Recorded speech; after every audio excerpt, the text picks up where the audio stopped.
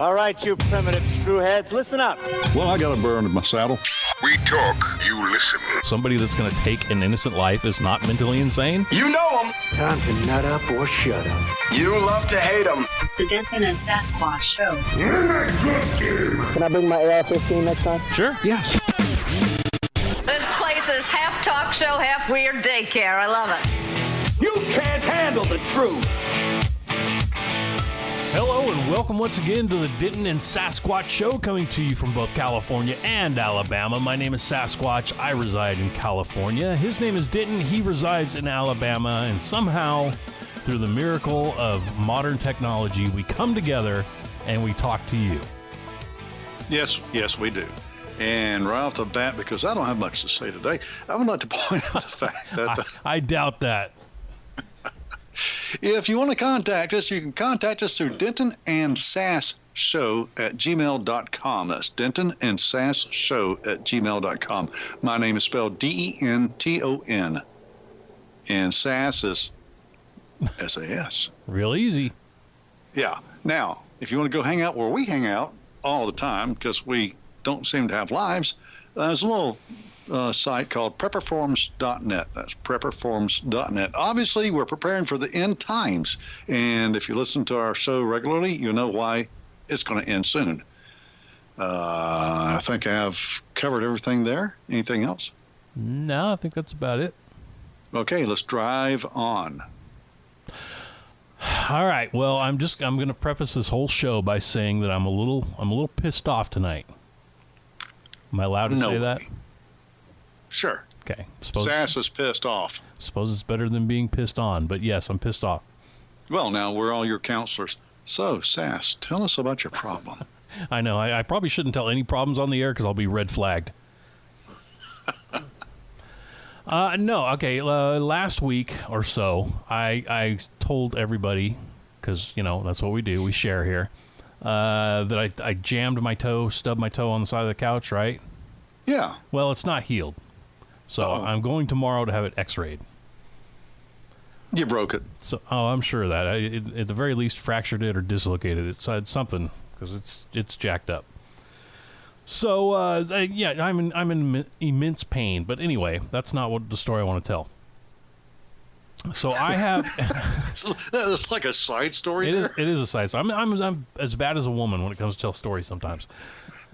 Go off in 12 different directions. Okay, rein it in. But, no, I have a Toyota truck. And I kept getting these recall notices for the airbags. And I kept sort of putting it off because I knew it was going to be a pain in the ass. But I finally decided, all right, I need to do this. Now, grant you, the problem with the airbags isn't my fault. I didn't do it. Toyota did it. So I have to take my valuable time to go down there and have them fix what they screwed up. Damn Japs. So my last notice, let's see here, I'm reading it. The repair is free and convenient. Please come to your local authorized Toyota dealer, and the repair should take around an hour, or about an hour. Okay. So I planned for about an hour. Now, I got to say, in their defense, they had this thing where you just text a number and they give you an appointment and all that kind of good stuff, and that went really smoothly. I was happy with that. So I had an appointment for today at 5 o'clock.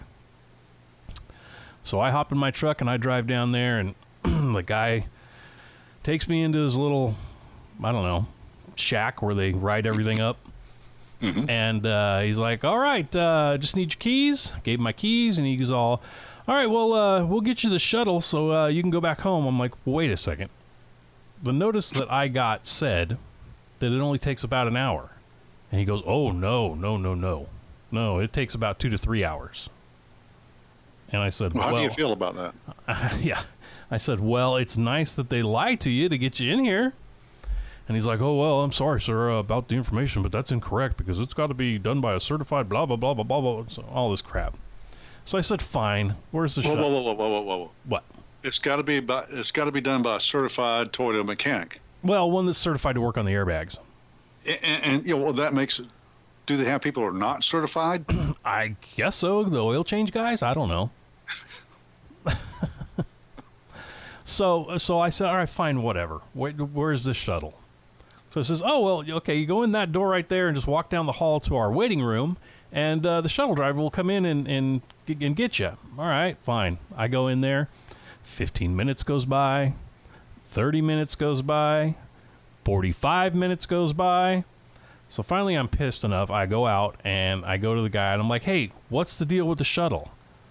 Oh, well, did you sign up? You didn't say anything about signing up. Well, you got to sign the sign-up sheet. Well, where's that? Oh, well, that's through this other door. Well, why did you send me through that door? I don't know, sir, because this was a different guy asked. I don't know, sir. So I'm like, so I'm not laughing at your pain. I'm just laughing. Never mind me. I know. So I go and I sign up for the little thing, and this crappy old Toyota minivan comes rolling up. And I get to go home with two Hispanic people, two very nice Hispanic people that did not speak English. So, don't listen to me. So they drop me off. I come in. I'm hanging out here for a little while. Finally, I get the call. The guy says, "Oh, hey, we got your car all fixed up and everything. You can come and get it." I said, okay. And you said, come get my ass. No. Yeah, they were going to do that anyway. So they were going to send an Uber for me. An Uber? Uber, yes. Not the crappy Toyota, but an Uber. Yeah, I don't know why they didn't send the shuttle back, but he called an Uber for me. So he's all, well, hey, since I got you on the phone, let me go over a couple things with you. I'm like, all right. Like what? And he goes, well, we noticed that you have a light out on your license plate. You know, the frame lights up the license plate. Yeah. He said, the right light on there is out. And I'm like, okay.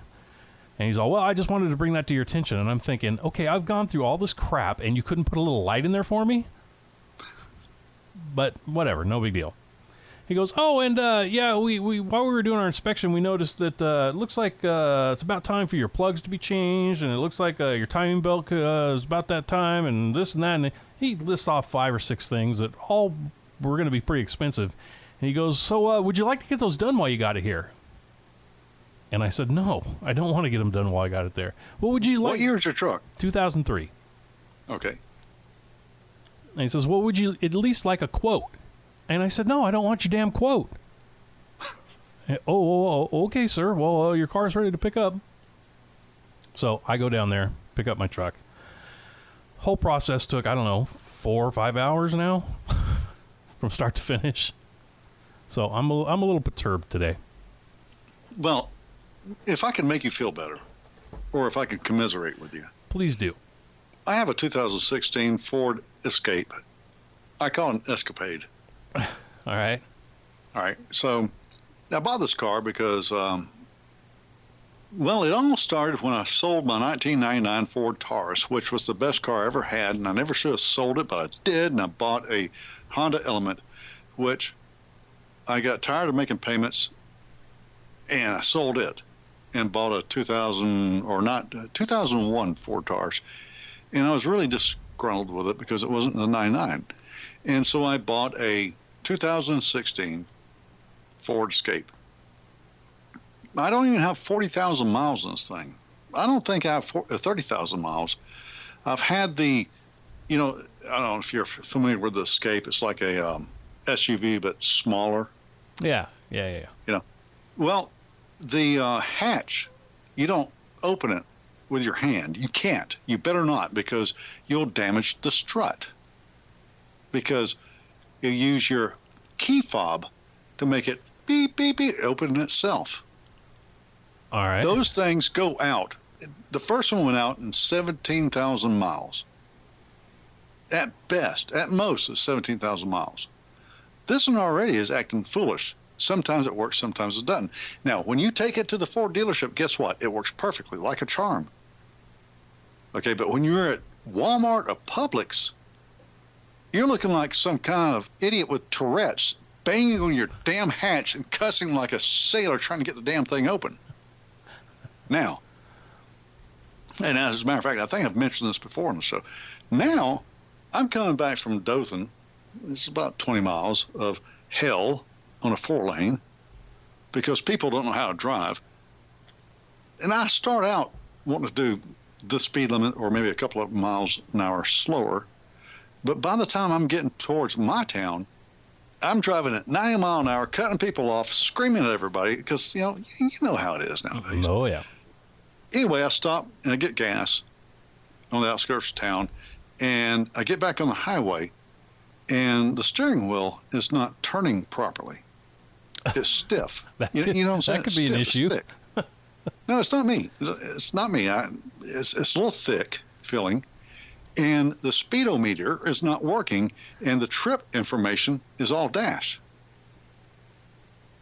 Now, I get to an intersection, I cut off. You know how it is. It's like everything else that's computerized. You turn it off, and you turn it on, and it's going to come back okay, right? Most of the time. And it did.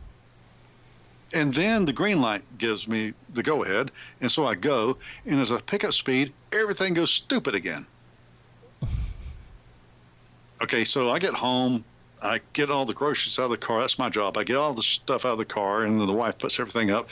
But I immediately go to the computer, and I'm looking this up. It's a bad speed sensor. That car doesn't even have 40,000 miles on it already, and sensors are going out. Struts are bad, sensors are out. And by the way, you know that little backup light, or not backup light, but the backup camera? Yeah. That stupid thing goes out at the most inopportune times. I'm backing. I go to work. I'm backing up in a spot. I'm coming up towards a truck with one of those. It's a jacked up truck with a big honking hitch. You don't want to hit that thing because it's going to total my car out. As I'm backing up, it's going beep, beep. It gives you a beep, beep, beep, beep, beep, beep, beep, beep. You know, that kind of stuff. Mm-hmm. As I'm backing up, it goes beep, beep. That's it. No camera, no beep, no nothing. I thought you were going to say your rear backup camera only tuned to CNN. I'd shoot the damn thing.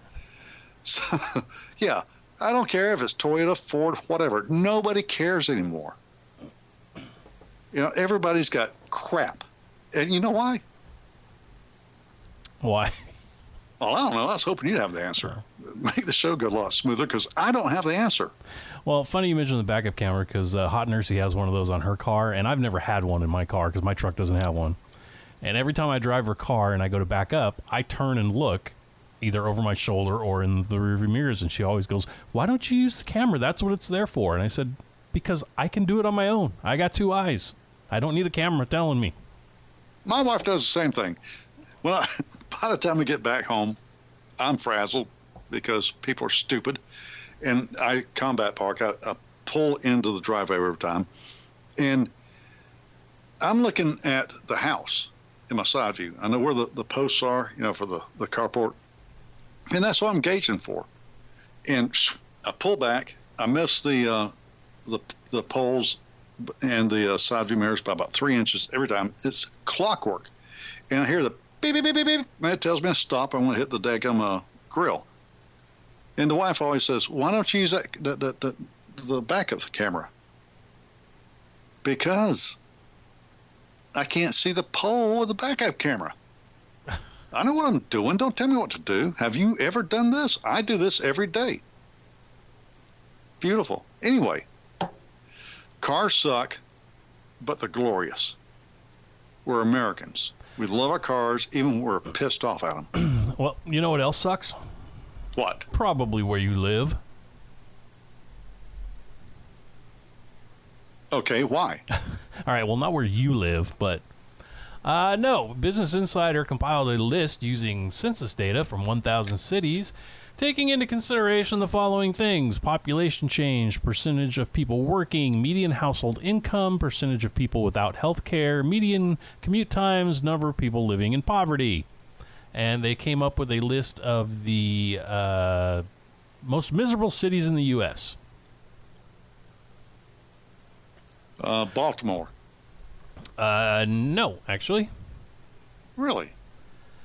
I thought I would do this just, because we have listeners all over the country, so I, thought I'd throw them out there, and maybe if somebody lives in a miserable city, they can just pick up and move.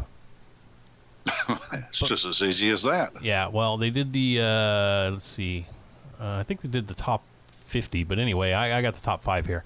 So number 5 is Newark, New Jersey. Number 4 is Passaic, New Jersey. Number 3 is Detroit, Michigan. Takes a little off of New Jersey. Okay. Number 2 is Port Arthur, Texas. Row.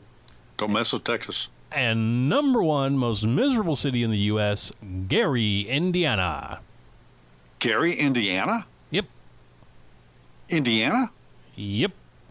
Well, that's disgusting. Trump, do something about Gary. Send in the National Guard. Well, I'm just glad to hear that Montgomery and Birmingham is not on the list. California has 10 of them, but they weren't in the top 5, so I just left them off. Okay, I have to ask. The top 5 on this list, do people have to step over poo, human poo, to go into a store? It doesn't say that. I mean, it says number of people living in poverty. I guess that could be the poo, but I don't think so. Well, it depends on the laws. You know, are you legally allowed to take a dump on the sidewalk? Oh, you know what? I'm glad you mentioned that. No, I'm glad I did something right. Because good old California, they're at it again, trying to screw things up even worse than they already have. How are they doing that? Well, this isn't California, it's actually L.A., but L.A. to void minor infractions to help the homeless. Avoid minor infractions. Not avoid, just void. Void minor infractions to help the homeless. Well, how does that work? Well, it's gotten so bad that officials in Los Angeles have filed motions in court to dismiss up to 2 million pending citations, warrants, and fines for minor infractions from 5 years ago or more. Apparently, some of these violations date back to 1981. So what's a minor infraction? LA District Attorney Jackie Lacey says these would be nonviolent, low-level offenses for minor pedestrian quality of life and moving violations such as sleeping on the sidewalk or in your car or low-level drug offenses. The more So I can sleep on the street in L.A. while, smoking dope? Well, you can do just about anything in LA these days. Apparently. It says the majority of these infractions affect the homeless. They'll get a citation. They don't pay it. A warrant is issued. They fail to appear in court. And by the time someone gets arrested and put in jail, fines have risen to hundreds of dollars. Which they can't pay. Which they can't, yeah. So basically they're saying, well, you can't pay it, so we're just going to let you off. Okay. Because I'm the kind-hearted, empathetic individual that you know I am. Mm-hmm. Okay, I have to agree with that. You got somebody that's down on his luck already. Uh-huh. Okay, life has been bad for him because he's made stupid choices. Uh-huh.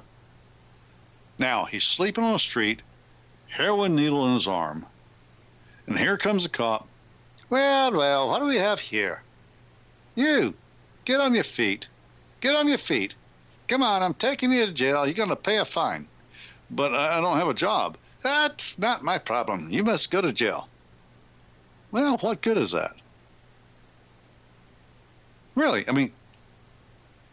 Well, okay. Yeah, something needs to be done, but it's not going to be done through law enforcement. Mm-hmm. Something needs to be done through societal change. Well, you know, the kind of change that the left wing does not want to happen. Well, there's another part to the story that isn't in this story, but...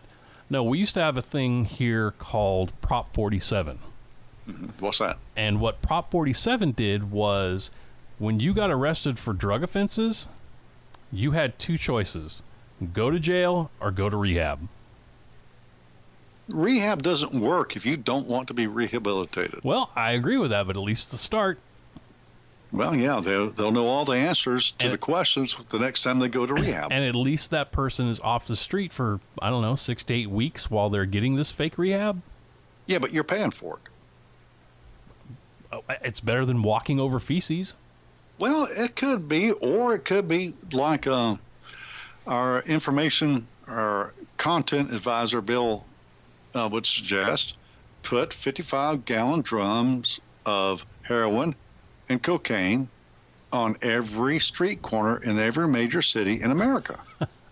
You know what? I could actually get on board with that. Just let them do themselves in. Yeah, and Sunday, sanitation gets paid double time to pick up all the dead bodies. You know, I mean, I don't want anybody to die, but look here. These people are doing this. I can't stop them. You can't stop them. The law can't stop them. This is what they're doing. Well, I couldn't agree more. Sounds hateful, but look, at least they go out the way they want to go out. Hey, you live in California. That I do. Yes, you do. And you are California. You're behind the enemy lines. That I am. Los Angeles Times, power outages considered across California as fire danger rises. Have you heard about this? Oh, yes, I have. Okay, well, I'm going to read this anyway for those of us who have not heard about this. In what could be the biggest implementation of California's strategy of shutting off power to prevent wildfires, the state's largest utility announced Monday that blackouts are possible later this week in a large swath of the Bay Area in Northern California, citing the potential for extremely dry air and steady winds up to 30 miles an hour, with gusts that experts say could be twice as strong. Pacific Gas and Electric, PG&E, announced it was considering a public safety power shutdown for 29 counties between Wednesday and Thursday. Have you heard about this? Yeah, I have. We're supposed to get Santa Ana starting tomorrow, so that's why they're considering doing this. Well, look here. What makes these Santa Ana winds different from the ones beforehand? These Santa Ana winds are not different than the ones beforehand. It's just that last year during this time when we were having Santa Anas, one of their power lines fell down and caused one of the biggest fires. I mean, hundreds of people were killed. It's that one fire where I can't remember the name of the town, but everybody died because there was no way. There was only one way in and out of the town. Yeah, well, I remember that. And as a matter of fact, I believe we talked about it. Mm-hmm. Okay, so now they're talking about killing power for everybody. Yep. So how's that good? Well, I mean, on the outside, just to hear it, you think, okay, that sounds smart. There could be winds, and it could knock things down, and the power would go, or the power might start fires. So turn it out for a little while. But the problem here is PG&E. They have been taking money from their customers for years, tons and tons of money. I mean, just tons of it. Well, yeah. A lot of the electrical, in fact, most of the electrical infrastructure is over 100 years old. They've never fixed or upgraded anything. So they take a bunch of money from the customers, and they don't. Well, they just take a bunch of money from the customers. Yeah. So now they're looking at old stuff that's going to fall down. They know it, and so they're going to cut off the customers from power. Yep, and still charge you. Wow. So now look here. See how great everything runs in California? It's wonderful. But this is something that we mention prepperforms.net every week. This is something for everybody to think about. What will you do when your power is cut off for, well, they say 3 or 4 days? That's 72 hours. How are you going to cook your food? Fire up the Ginny. Well, yeah, that's right. You need a generator. What else do you need? You need food. You don't have a generator. You better have cans of food.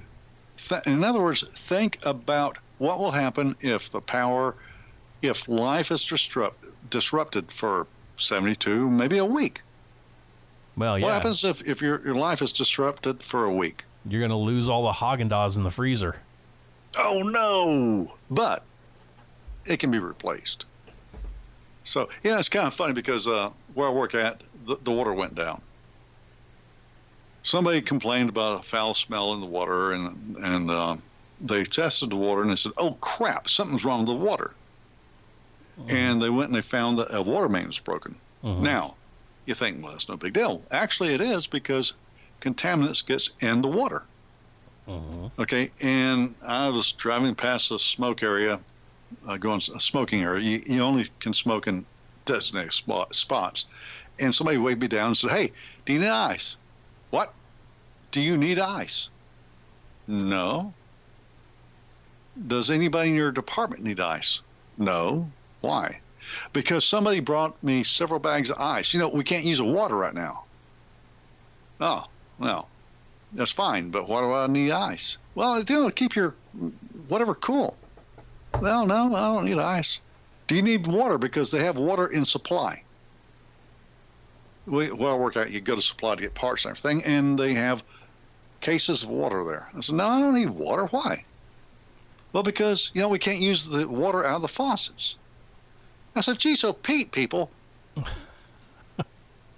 you can't use water you're at work for 8 hours, okay? And this is where you're coming. I can't wait until an EMP or something strikes, and this whole country goes down, and everybody's crapping in their pants over this. I mean, really? I mean, come on. You need a contingency plan because you come to work 8 hours and you can't have water or ice?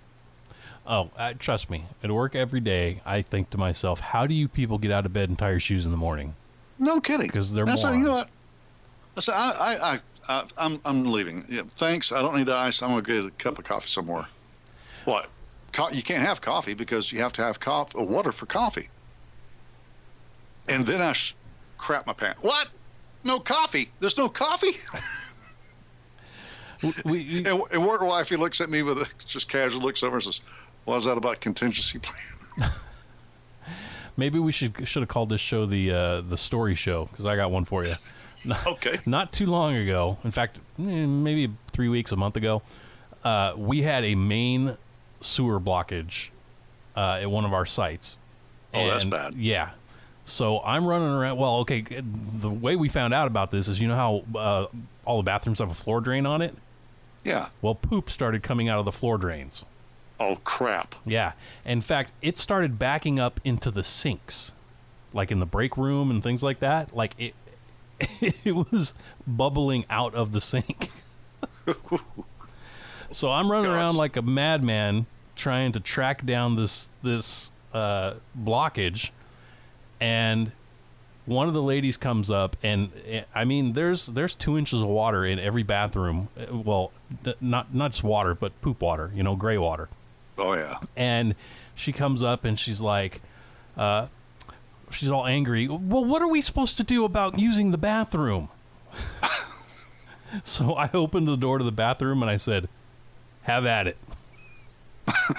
She just looked at me in disgust and turned around and walked away. Oh, my goodness. That would be a very crappy situation there. I mean, terrible. Yeah, it just cracks me up that she's angry at me. I didn't cause the problem. I'm trying to solve the problem. And she's angry at me because she can't use the bathroom right at this moment when she wants to. Well, you got a trash can by your desk, lady.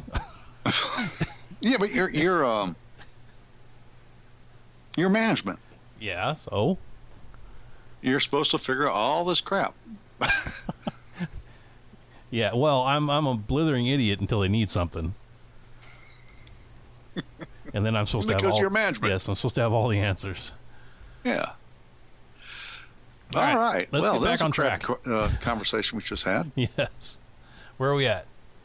Okay, well, I don't know. My computer's acting a damn fool because I turned the ad blocker off. I think it was going to work now. Oh, it's jumping around like a daggum Mexican jumping bean. Hold on. That's racist. No, it's not. It's racist against beans. Okay. Palm City. Okay. Oh, for crying out loud, just let me read this damn thing. Here we go. This is from Florida. I'm thinking. Palm City, Florida. Hobie, H-O-B-E, Hobe or Hobie. Hobie Sound man is accused of enticing an alligator to bite his arm and pouring beer into the reptile's mouth after his friend caught the animal. Timothy Kepke, 27 of, who cares? I'm not going to give out his address. And Stewart were both arrested on October 3rd on one felony charge of each of unlawfully taking an alligator. In August Florida Fish and Wildlife Conservation Commission got a complaint by a Kepke holding an alligator and enticing the reptile to bite his forearm and then pouring beer into the animal's mouth. Hell, he could have poured beer in my mouth. I'd have bit him. Well, he must have tasted horrible if he had enticed the lizard to bite him with beer. After the beer is poured, the alligator aggressively reacts. Must have been cheap beer. The interaction was filmed, records show. A request for the video was not fulfilled Monday. Officers said on September 17th, they went to Kepke's home where Kepke told them he was the person in the video. Yeah, I'm the dumbass. Kepke told officers Osborne caught the reptile with his bare hands along Ranchwood Street.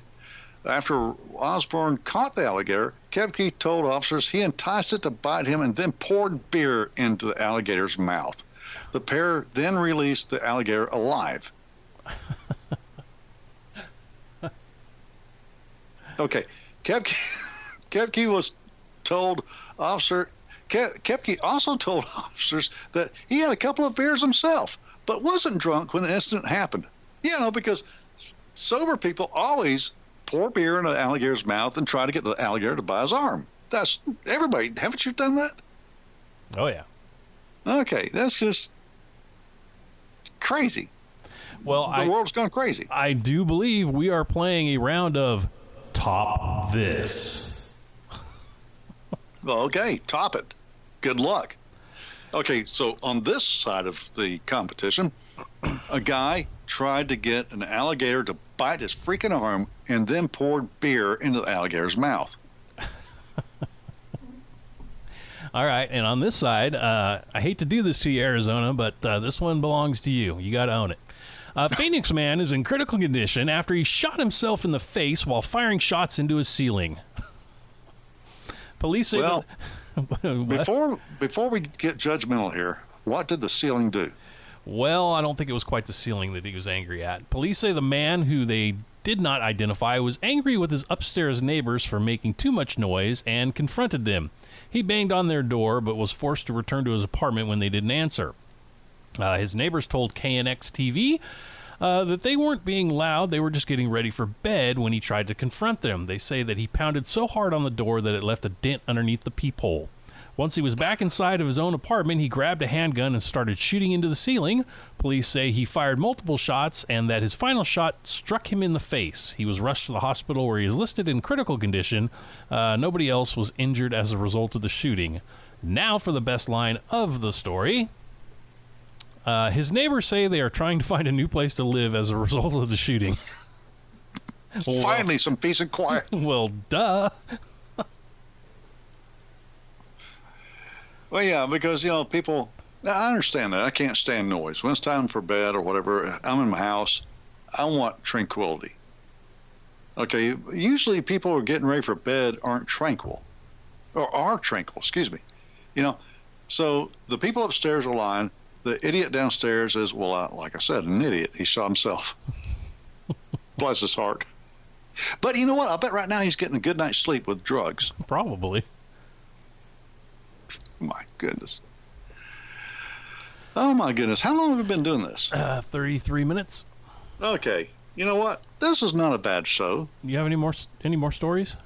No more stories. Oh, well, good. I have one more that I want to read because I know it's going to make you angry. Oh, great. Thank you. I want to be angry today. Well, and this one's kind of a cautionary tale because every time they start talking about registering guns, somebody says, well, that's the next step to registering is banning, and then banning is confiscating. Well, California said, hold my beer. Well, actually, it's not California, but it probably will be. This is Los Angeles again. Los Angeles City Council member Paul Koretz is pushing a complete citywide ban on the possession of guns defined as assault weapons under California law. Koretz said although he has opposed legal possession of assault weapons for about 30 years, he decided to propose this motion now because of the frequency of recent mass shootings. Now, this is a quote from him. It's more obvious that we should not be selling them, but there is also no reason for anyone to possess them, Koretz said. So in Los Angeles, I want to... Now, listen to this line. in Los Angeles, I wanted to take this to the next step and prevail the legal system to ban the possession of them in L.A. Okay, I heard that. Now, how y'all going to respond? Well, they're not going to do a door-to-door. So they're going to do exactly... I tell you what, people... I'm not in L.A., but there are people in L.A. They did this exact same thing with magazines. Standard capacity magazines, because you're only allowed to have... So it was a voluntary... You're supposed to go down to the police department and turn them all in. Guess how much compliance they got? 0.1%. Not even that. 0. Wow. 0% compliance. Take that. But for anybody that doesn't say, or that says, oh, they're not going to take your guns, they're going to take your guns. That's the end game. Backpack Hack at prepperformance.net, he's got a running thread there. It's memes, firearms memes. Mm-hmm. And one of them said, the AR-15 came out in 1959. That was approximately 59 years ago. And they came out and everything was okay. Now, all of a sudden, the same AR-15s that have caused no problem for decades are turning against us. Why have these weapons all of a sudden turned against their owners and their manufacturers and people in general? What has made them mad? We need to figure out why the AR-15s are mad at human beings. Now, content manager Bill, he had a point. Hi, Bill. Hi, Bill. Claw hammers. Yeah, what about claw hammers? Claw hammers, you never hear anything about claw hammers running down the street killing people. Why is that? Well, you usually keep your claw hammer in your toolbox. Your toolbox has a lid, and it closes and has a latch. Uh-huh. Now, claw hammers are obviously more menacing looking than a AR-15. Okay, it doesn't require a magazine or bullets or anything. It just requires a target for the claw of the hammer. But it can't get away because it's locked inside of a toolbox. So I'm supposed to get a real big toolbox for my AR-15? That's what we need. Or we need larger toolboxes that we can put our claw hammers in, and the AR-15 as well. Problem solved. What if that doesn't fix the problem? It's not the AR-15 or the claw hammer. It must be people. I was going to say, what if my toolbox starts killing people? Oh my gosh, how can it do that? Just dropping on them. True, because between the claw hammer, your screwdrivers, wrenches, and the AR-15, that's going to be one heavy sucker. Mm-hmm. So I think Bill has a point. I believe he does. A large toolbox, put the AR-15 in there with a claw hammer. Maybe the claw hammer will talk some sense in the AR-15. Maybe. Yeah. So kudos to you, Bill, and everybody else out there who's going to get a large toolbox to put all those implements of destruction in one box with a latch. If it just saves one person's life, isn't that box worth it? I think somebody needs to put us in a big box. They're liable to. Well, look here. This has been a fun show. We did not prepare for this one iota. No, because I was at the Toyota dealer. Yes, and I was at work, and I was thinking about how I hate Ford now. I think I'm going to buy another Honda. All right. Yeah, they probably suck too. Anyway, everything sucks. The world's sucky. The world is going to hell in a handbasket. We're doomed. So what do we do? Get a big giant toolbox and get in it and drink up. We're doomed. Hey, we'll see y'all next week. If there is a next week, I don't know. Have a good night. Now, Amos Moses was a cage. He lived by himself in the swamp. He hunted alligator for living. Just knock him in the head with a stone. Son, the Louisiana law gonna get you Amos. Yes, son, it ain't illegal hunting alligator down in the swamp, boy. Now the folks around South Louisiana, they said Amos was a hell of a man. He could trap the biggest, the meanest alligator. and just use one hand. Well, folks, that's all I got left for the alligator medium. Left arm